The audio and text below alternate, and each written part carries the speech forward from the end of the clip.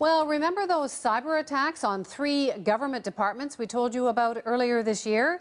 Well, tonight, CBC News has learned the attacks also extended to several prominent Bay Street law firms. As Greg Weston reports, the cyber attacks were apparently all linked to China and all targeting a multi-billion-dollar takeover bid of a Canadian company.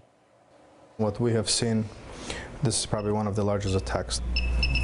Daniel Tobak is an international cybercrime expert. His company was called in when foreign hackers hit some of Canada's most prestigious law firms. These tools that we use. He says the hackers were the same cyber thieves who stole confidential government information in a massive attack on federal computers last fall. There were certain things about those attacks that had a certain signature on it that makes it connected.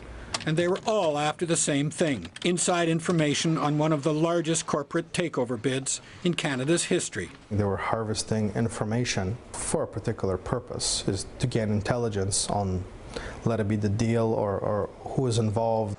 That deal was immense, a $38 billion bid for Saskatchewan-based Potash Corp. The suitor, Australian mining giant BHP Billiton. Unfortunately, everybody that had some kind of a connection got affected in one way or another. The federal departments of Finance and Treasury and the Defense Research Agency all had their computers hacked a year ago. Tobak says 7 Bay Street law firms were also hit. Tobak believes 5 of them were decoys to mask the real targets, the 2 law firms involved in the potash deal. CBC News asked both firms to comment. Stikeman Elliott gave us this statement. "We cannot comment on client matters specifically, but can say that we are not aware of any compromised client information as a result of our systems being breached." And in an almost identical statement, Blake, Castles and Graydon said, "While we do not comment on client matters, we are not aware of any compromise of client information as a result of any attempt to breach our systems." Cybersecurity experts say there's no evidence the hackers penetrated confidential files of other clients of the law firms. Tobak says the cyber attacks originated in China and must have taken more than 100 hackers to carry out. China is one of Potash Corporation's biggest customers and was reportedly against the BHP takeover. It has to be state-sponsored. That has the resources, has the funds and intelligence.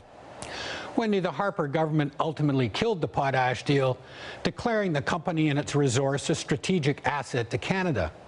The mystery remains how much information hackers stole in this country's worst ever cyber attack. So they were able to hack into computers of large law firms. What about us? What should Canadians take out of this? Well, Wendy, obviously the security of our computers at home are no match for people who can hack into federal government departments and Bay Street law firms. The good news is that in these types of cyber crimes, the perpetrators are far more interested in multi-billion-dollar deals. Thanks, Greg. Great story. Greg Weston.